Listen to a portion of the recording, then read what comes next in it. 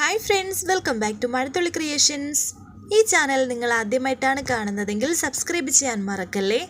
അർച്ചനയും ഗംഗയും സച്ചിയുടെ കാറ് കിടക്കുന്ന സ്ഥലത്തേക്ക് വന്ന് ആ കാറ് പരിശോധിക്കുന്ന സമയം പാർവതി അവരെ കാണുന്നുണ്ട്. പാർവതി മനക്കണ്ണിലൂടെ അർച്ചനയും സച്ചിയും കണ്ടതായിരുന്നു. അതുകൊണ്ട് തന്നെ അവരിവിടെ വരുമെന്ന് അറിയാമായിരുന്നു പാർവതിക്ക്. അവരെ കണ്ട സമയം പാർവതി അവരോട് പറയുന്നു, ഞാൻ നിങ്ങളെ കാത്തു നിൽക്കുമായിരുന്നു എന്ന്. അങ്ങനെ പാർവതി അവരുടെ അടുത്തേക്ക് വരുന്നു. സംശയത്തോടെ രണ്ടുപേരും പാർവതിയെ നോക്കുന്നുണ്ട്. സംശയിക്കേണ്ട, നിങ്ങൾ വരുമെന്ന് എനിക്കറിയാമായിരുന്നു.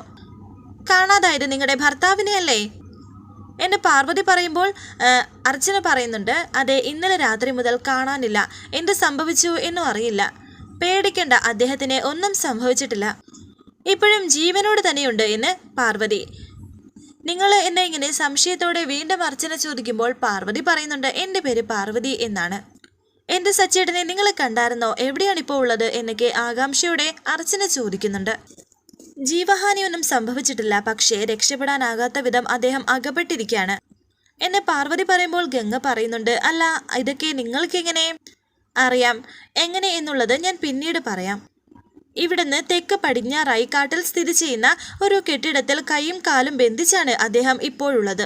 ആ കെട്ടിടത്തിന്റെ ഉള്ളിൽ നിന്ന് ഭർത്താവിനെ രക്ഷിച്ചെടുക്കാം എന്നത് നിസ്സാരമായ ഒരു കാര്യമല്ല. എങ്കിലും ഒന്ന് ശ്രമിച്ചു നോക്ക്. ഈശ്വരന്റെ സഹായത്താൽ ചിലപ്പോൾ രക്ഷപ്പെടുത്താൻ സാധിച്ചെങ്കിലോ എന്ന് പാർവതി. നിങ്ങൾ ആരാണെന്ന് എനിക്കറിയില്ല. നിങ്ങളെ വിശ്വസിക്കണോ വേണ്ടയോ എന്നും എനിക്കറിയില്ല. എങ്കിലും നിങ്ങൾ പറയുന്നത് പോലെ ഞാൻ അനുസരിക്കാൻ പോവുകയാണെന്ന് അർച്ചന പറയുന്നു. ഈ പറഞ്ഞ സ്ഥലം എനിക്കറിയില്ല. എൻ്റെ കൂടെ വന്ന് ആ സ്ഥലം ഒന്ന് കാണിച്ചു തരാമോ എന്ന് അർച്ചന പറഞ്ഞപ്പോൾ ഒരു നിമിഷം പാർവതി ആലോചിക്കുന്നുണ്ട്. സഹായിക്കാൻ മറ്റാരുമില്ലാത്തോണ്ടാണ് ഞാൻ ചോദിക്കുന്നത്. അവിടെ വരെ ഞങ്ങളോടൊപ്പം ഒന്ന് വരുവോ? ദയവായി പറ്റില്ല എന്ന് പറയരുത് എന്നൊക്കെ അർച്ചന. ഗംഗ പറയുന്നു, അതേ, സച്ചി എത്രയും വേഗം കണ്ടുപിടിക്കണം. പാർവതിക്ക് സ്ഥലം അറിയാലോ, വഴി കാണിച്ചു തന്നാൽ മതി. ഞങ്ങൾ എങ്ങനെയെങ്കിലും സച്ചിയെ രക്ഷപ്പെടുത്തിക്കോളാം.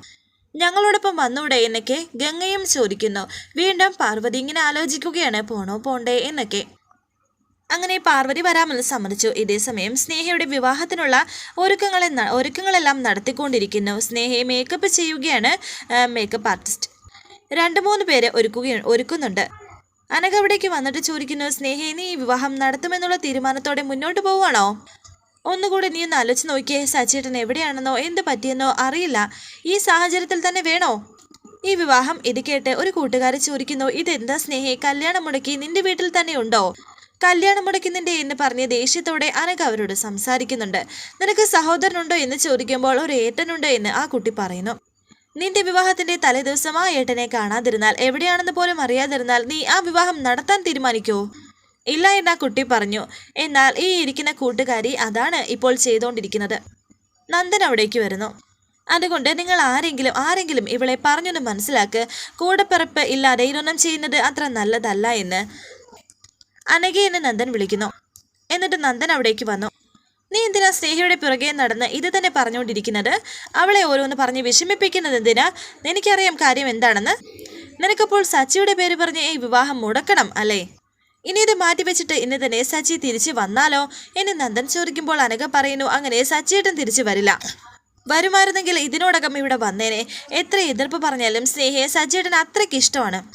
അത് ഇവളെ തിരിച്ചറിഞ്ഞില്ലെങ്കിലും എനിക്ക് നന്നായിട്ടറിയാം. അവളെ അത്രയ്ക്ക് ഇഷ്ടമായോണ്ടാ അവൻ വരുമെന്ന് ഞാൻ പറയുന്നത് എന്ന് നന്ദൻ. അവൻ വന്നില്ലെങ്കിൽ അവനെ കൊണ്ടുവരാൻ എനിക്കറിയാമെന്നും നന്ദൻ പറയുന്നു. സച്ചിക്കൊന്നും സംഭവിക്കില്ല എന്ന ഉറപ്പിൽ തന്നെയാണ് ഞാൻ ഈ വിവാഹം നടത്താൻ പോകുന്നത്. സച്ചിയേട്ടൻ്റെ എന്തെങ്കിലും വിവരം കിട്ടിയോ ഏട്ടാ എന്ന് സ്നേഹ തന്നെ നന്ദനോട് ചോദിച്ചപ്പോൾ നന്ദൻ പറയുന്നു, എൻ്റെ മോള് അതൊന്നും ഓർത്ത് വിഷമിക്കേണ്ട. വിവാഹം കഴിഞ്ഞ് നീ ധനുഷിൻ്റെ വീട്ടിലേക്ക് പോകുന്നതിന് മുമ്പ് സച്ചി മോളുടെ മുന്നിലുണ്ടാകും. അതുകൊണ്ട് മറ്റൊന്നും ചിന്തിക്കേണ്ട. അനഘയുടെ കാര്യം നോക്കി പോകാൻ നോക്കെന്ന് പറയുന്നു. ഞാൻ പൊയ്ക്കോളാം, നീ നോക്കിക്കോ സ്നേഹേ. ഇതിനൊക്കെ പകരം കൊടുക്കേണ്ടത് നിന്റെ കണ്ണുനീരായിരിക്കും, നീ ഓർത്ത് വെച്ചോ എന്ന് പറഞ്ഞ് നല്ലോണം മേക്കപ്പ് ചെയ്തോ ചേച്ചി. ഏട്ടനെ കാണാത്തതിലുള്ള വിഷമം അനിയത്തിയുടെ മുഖം കണ്ട് ഇനി ആരും മനസ്സിലാക്കിയെന്ന് വേണ്ട എന്നൊക്കെ പറഞ്ഞിട്ടാണ് അനഘ പോകുന്നത്. അത് കേട്ട് അനഘ സ്നേഹ സങ്കടത്തോടെ ഇരിക്കുന്നു. ശേഷം കാണിക്കുന്നത് ധനുഷ് ഫോണിൽ സംസാരിക്കുകയാണ്. ഇന്നത്തെ ദിവസം വളരെ പ്രധാനമാണ്. ഉച്ചവരെ ഒരു കാരണവശാലും അവൻ രക്ഷപ്പെടരുത്. 12 മണിക്ക് മുഹൂർത്തം കഴിയും. ആ ശുഭമുഹൂർത്തത്തിലായിരിക്കണം അവനെ അവിടെ നിന്ന് മോചിപ്പിക്കേണ്ടത്. ഞാൻ കെട്ടുന്ന താലി സ്നേഹയുടെ കഴുത്തിൽ മുറുകുമ്പോൾ സച്ചിയുടെ ശരീരത്തിലെ കെട്ടുകൾ അഴിയണമെന്നും കേട്ടഴിച്ചു വിടുന്ന സമയത്ത് നിനക്ക് അവൻ്റെ കയ്യിൽ നിന്ന് 1-2 തല്ല് കിട്ടിയെന്ന് വരും. അതുകൂടി ചേർത്ത് ആ ലാസ്റ്റ് സെറ്റിൽമെൻ്റ് എന്നും ധനുഷ് പറയുന്നു. ഇനി തിരിച്ചു വിളിക്കേണ്ട എല്ലാം പറഞ്ഞതുപോലെ എന്നും ധനുഷ് സജിയോട് ബിജുവിനോട് പറയുന്നുണ്ട്. ബിജു എല്ലാം കേട്ടിട്ടുണ്ട്. പക്ഷേ ബിജു എന്തായാലും അവരെ അവിടെ നിന്ന് രക്ഷപ്പെടുത്തില്ല. ധനുഷിൻ്റെ അരികിലേക്ക് നന്ദൻ വന്നിട്ട് ചോദിക്കുന്നു, താൻ ഇതുവരെ റെഡി ആയില്ലേ എന്ന്. ഒന്നിനും ഒരു മൂഡില്ല സാർ. ഈ വിവാഹം മുടക്കാൻ വേണ്ടി സച്ചി സാറ് മനഃപൂർവ്വം പോയി ഒളിച്ചിരിക്കുന്നുണ്ട്. മനസ്സ് വല്ലാണ്ട് മടുത്തു പോയി. ഇന്നലെ ധനുഷ് പറഞ്ഞപ്പോഴാണ് ഞാനും ഇതിനെപ്പറ്റി ആലോചിച്ചത്. കാറ് കൊണ്ട് വഴിയിലിട്ടിട്ട് സച്ചി എവിടെയോ മാറി നിൽക്കാണ്. അത് എനിക്ക് മനസ്സിലായെന്ന് നന്ദൻ പറയുന്നു. പക്ഷേ അത് അച്ഛനോടോ മറ്റാരോടോ പറഞ്ഞാലും വിശ്വസിക്കണമെന്നില്ല. ഞങ്ങളല്ല മറ്റാരെങ്കിലും അവൻ എന്തെങ്കിലും ചെയ്തതാണെങ്കിൽ അതിനുള്ള ഏർപ്പാട് ഞാൻ ചെയ്തിട്ടുണ്ട്. ഈ നാട്ടിൽ എവിടെയുണ്ടെങ്കിലും പോലീസിൻ്റെ കയ്യിലോ എൻ്റെ ആളുകളുടെ കയ്യിലോ സച്ചി എത്തിയിരിക്കും. അത് മുന്നിൽ കണ്ടുകൊണ്ട് തന്നെയാണ് ഞാൻ ഈ വിവാഹം ഇപ്പോഴും നടത്താമെന്ന് പറയുന്നത്. ആ ധൈര്യത്തിൽ തന്നെയാണ് സ്നേഹയോട് മറ്റൊന്നും ആലോചിക്കാതെ വിവാഹത്തിന് ഒരുങ്ങാൻ പറയുന്നത്. ഇവിടെയുള്ള ചിലർക്കെങ്കിലും തോന്നുമായിരിക്കും ഞാനൊരു നന്ദി കെട്ടവനാണെന്ന്. അല്ലെങ്കിൽ നാട്ടുകാർ പറയുമായിരിക്കും അനിയനെ കാണാതായിട്ടും വിവാഹം നടത്താൻ തീരുമാനിച്ച ദുഷ്ടനായ ഈ ഏട്ടനെ പറ്റി. സച്ചി തിരികെ വരുമെന്നുള്ള ഉറച്ച വിശ്വാസമുള്ളതുകൊണ്ടാണ് ഞാനിതിന് തയ്യാറാകുന്നത്. എൻ്റെ അച്ഛനല്ലാതെ മറ്റാരെയും എനിക്കത് വിശ്വസിപ്പിക്കേണ്ട കാര്യമില്ല. ഈ വീട്ടിൽ ഇപ്പോൾ നടക്കുന്ന പ്രശ്നങ്ങളെക്കുറിച്ച് ഓർത്ത് ധനുഷിന് തന്നെ തോന്നുന്നുണ്ടാകും, ഈ കാണുന്ന വീടും പത്രാസും ഒക്കെ ഉള്ളൂ, ഇതിനകത്ത് മനസ്സമാധാനമുള്ള ആരുമില്ല. എനിക്കറിയാം ധനുഷിന് വിഷമം ഉണ്ടാകും ഇങ്ങനെയൊക്കെ സംഭവിച്ചതിൽ. അത് മനസ്സിൽ വെക്കേണ്ട എന്ന് പറയാനാണ് ഞാൻ ഇപ്പോൾ ഇങ്ങോട്ട് വന്നത്. ധനുഷ് ഇപ്പോൾ നന്നായിട്ട് അങ്ങ് അഭിനയിക്കുകയാണ്. സാർ, വിഷമമുണ്ടോ എന്ന് ചോദിച്ചാൽ എനിക്ക് നന്നായിട്ട് വിഷമമുണ്ട്. സാറിനെ പോലെ തന്നെ മുന്നിൽ വന്ന് വിവാഹം നടത്തി തരണമെന്ന് ഞാൻ ആഗ്രഹിച്ച 2 പേരാണ് സച്ചി സാറും സന്ദീപ് സാറും. ഒരാൾ മനഃപൂർവ്വം വരുന്നില്ല, മറ്റൊരാൾ എവിടെയാണെന്ന് പോലും അറിയില്ല. ഈ സാഹചര്യത്തിലും ഞാൻ സാറ് പറയുന്നത് അനുസരിക്കുന്നത് സ്നേഹയെ എനിക്ക് അത്രയ്ക്ക് ഇഷ്ടമായതുകൊണ്ടാണ്. എൻ്റെ വിവാഹം മുടക്കാൻ സച്ചി സാറ് മാറി നിന്നിട്ട് കാണാനില്ല എന്നൊരു വാർത്ത പരത്തുകയും ചെയ്തു. കളക്ടർ ശാലിയുമായി ചേർന്ന് പോലീസിനെ കൊണ്ട് അന്വേഷിപ്പിക്കുകയും ചെയ്തു. അർച്ചന മേഡവും അനഘയും അതിൻ്റെ പേരിൽ ഈ വിവാഹം വെക്കണമെന്ന് പറയുമ്പോഴും ധനുഷ് എന്ന ആണിൻ്റെ പുരുഷത്വത്തിനാണ് ക്ഷതമേൽക്കുന്നത്. എന്നിട്ടും ഞാൻ ഇതിൽ നിന്ന് പിന്മാറാത്തത് സ്നേഹയെ എനിക്ക് തരുന്ന സ്നേഹം മാത്രമല്ല, സാറിനും സേതു സാറിനും ഒക്കെ ഞാൻ കാരണം ഒരു നാണക്കേട് ഉണ്ടാകരുത് എന്ന് കരുതിയിട്ടാണ്. ഞാൻ കാരണം ആരെയും വിഷമിപ്പിക്കേണ്ട എന്ന് കരുതിയിട്ടാണ്. ഇന്നലെ ഒരു രാത്രി എൻ്റെ ജീവിതത്തിൽ വലിയൊരു തിരിച്ചറിവിൻ്റെ രാത്രിയായിരുന്നു. എൻ്റെ തീരുമാനം എടുക്കണമെന്നറിയാതെ ഇന്നലെ ഒരു രാത്രി എൻ്റെ ജീവിതത്തിൽ കടന്നു പോയിട്ടില്ല സാർ. ഒരു വരൻ്റെ വേഷമണിയാൻ ഞാൻ തീരുമാനിച്ചത് സാറിൻ്റെ ഉൾപ്പെടെയുള്ള സ്നേഹം കാരണമാണ്. ഞാൻ വാക്ക് കൊടുത്ത ഒരു പെണ്ണിൻ്റെ മുന്നിൽ മറുവാക്ക് പറയാനുള്ള ത്രാണിയില്ലാത്തവൻ്റെ ഗതികേടാണത്. എനിക്ക് ധനുഷ് ഇങ്ങനെ അഭിനയിച്ചു തള്ളുമ്പോൾ നന്ദൻ പറയുന്നു, എനിക്ക് മനസ്സിലാകും ധനുഷിൻ്റെ സ്ഥാനത്ത് മറ്റാരാണെങ്കിലും ഇന്ന് ഈ വിവാഹം നടക്കില്ല. ധനുഷ് എൻ്റെ അനിയത്തിയോട് കാണിക്കുന്ന സ്നേഹവും അവളോട് കാണിക്കുന്ന കരുണയും മറക്കാതിരിക്കാൻ പറ്റുന്നതല്ല. അതുകൊണ്ട് മറ്റൊന്നും ഓർക്കണ്ട എന്ന് ഞാൻ പറയൂ. തൻ്റെ ഈ മനസ്സ് തന്നെയാണ് സ്നേഹയ്ക്ക് കിട്ടുന്ന ഏറ്റവും വലിയ ജീവിതവും സുരക്ഷയും ഒക്കെ. മറ്റെല്ലാം മറന്നിട്ട് വിവാഹത്തിന് റെഡിയാക്. എന്ത് വന്നാലും ഈ വിവാഹം ഞാൻ നടത്താം.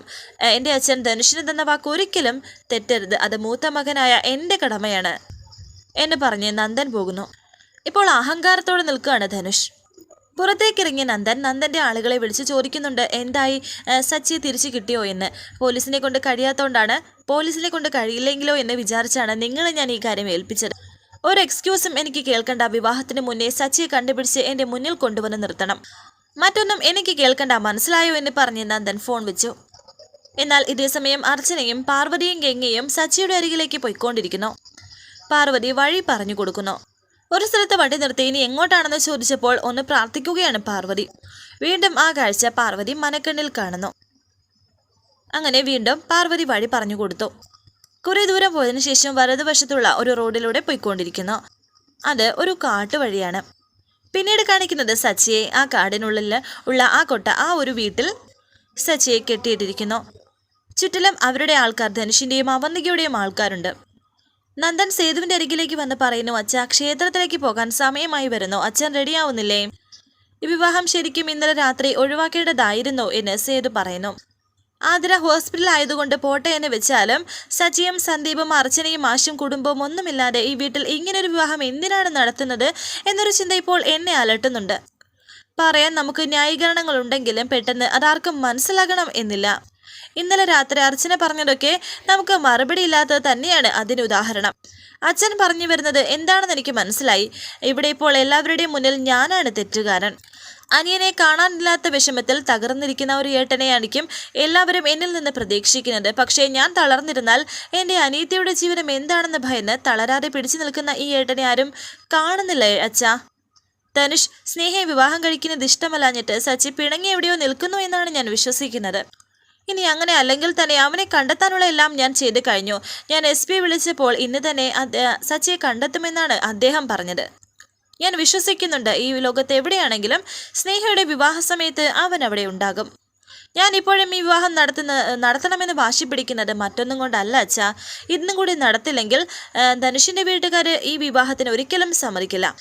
അത് ധനുഷ് തന്നെ എന്നോട് പറഞ്ഞ കാര്യമാണ്. സച്ചി തിരികെ വരുമ്പോൾ ബാക്കി എല്ലാവരും സന്തോഷിച്ച് നിൽക്കുമ്പോൾ സ്വന്തം ജീവിതം സ്വപ്നം മാത്രമായ സ്നേഹയെ നമുക്ക് എന്ത് പറഞ്ഞ് സമാധാനിപ്പിക്കുക അച്ഛാ?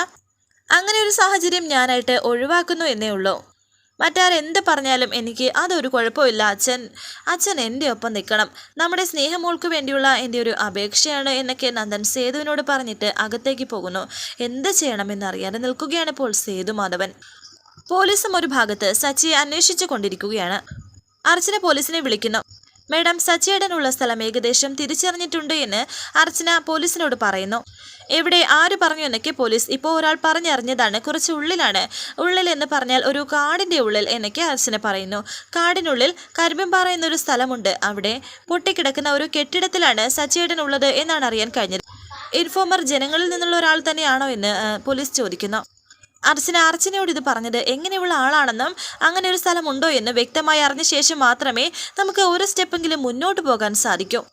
ഏത് വഴിയാണ് ഈ ഇൻഫർമേഷൻ കിട്ടിയത്? ഫോൺ വഴിയാണോ എന്നൊക്കെ പോലീസ് രാജമല്ലിക ചോദിക്കുന്നു. എങ്കിൽ അത് ആരുടെ നമ്പറാണെന്ന് എനിക്കറിയണം. ചിലപ്പോൾ അർച്ചനയെ കൂടി ട്രാപ്പ് ചെയ്യാനായിരിക്കും അവർ ശ്രമിക്കുന്നത്. അതുകൊണ്ട് അർച്ചനയെ വിളിച്ച് ഈ കാര്യം പറഞ്ഞ ആളുടെ നമ്പർ ഒന്ന് പറയും. എന്നെ ഫോൺ വിളിച്ച് പറഞ്ഞതല്ല മേഡം, മറ്റൊരു വഴിയാണ്. ഞാൻ എന്തായാലും അവരെ വിശ്വസിക്കുകയാണ് എന്ന് അർച്ചന പറയുമ്പോൾ പോലീസ് പറയുന്നുണ്ട്. ശരി ഞങ്ങൾ അന്വേഷിക്കാം. നിങ്ങളിപ്പോൾ എവിടെയാണെന്ന് ചോദിക്കുമ്പോൾ അർച്ചന പറയുന്നു ഈ പറഞ്ഞ സ്ഥലത്ത് പോയിക്കൊണ്ടിരിക്കുകയാണെന്ന്. പെട്ടെന്ന് തന്നെ പോലീസ് ഇങ്ങനെ ചോദിക്കുന്നു, വാട്ട്? എൻ്റെ ഫൂളിഷ്നെസ് ആണ് അർച്ചന ഈ കാണിക്കുന്നത്. അർച്ചനയോടൊപ്പം മറ്റാരാണുള്ളതെന്ന് ചോദിക്കുമ്പോൾ അർച്ചന പറയുന്നു, എൻ്റെ കൂടെ എനിക്ക് ഇൻഫർമേഷൻ തന്ന ആളും പിന്നെ എൻ്റെ പഴയ ഒരു ഫ്രണ്ടും ഉണ്ട്. അവരുടെ കാറിലാണ് ഞാൻ പോയിക്കൊണ്ടിരിക്കുന്നത്. അർച്ചന, ഞാൻ പറയുന്ന ഒന്ന് കേൾക്ക്. ആ കാറിൽ നിന്ന് താൻ വേഗം ഇറങ്ങ്, അത് അപകടമാണ് എനിക്ക് അർച്ചന പറയുമ്പോൾ കാർ അവിടെ വെച്ച് പെട്ടെന്ന് നിന്നു പോവുകയാണ്. എന്ത് പറ്റിയെന്ന് അർച്ചന ചോദിക്കുമ്പോൾ അറിയില്ല എന്ന് ഗംഗ പറയുന്നു. മേഡം, ഞാൻ മേഡത്തിനെ വിളിക്കാവേ എന്ന് പറഞ്ഞ് അർച്ചന ഫോൺ വെച്ചു. പോലീസ് ഇപ്പോൾ മറ്റൊരു പോലീസുകാരെ വിളിച്ച് കാര്യം അന്വേഷിക്കുന്നു. കാടിനുള്ളിൽ പരന്തുംപാറ എന്നൊരു സ്ഥലമുണ്ടോ എന്ന് ചോദിക്കുന്നുണ്ട്. വരാനിരിക്കുന്ന പുതുപുത്തൻ എപ്പിസോഡുമായി വീണ്ടും കാണാം. Thank you for watching. Please subscribe, like, share my channel.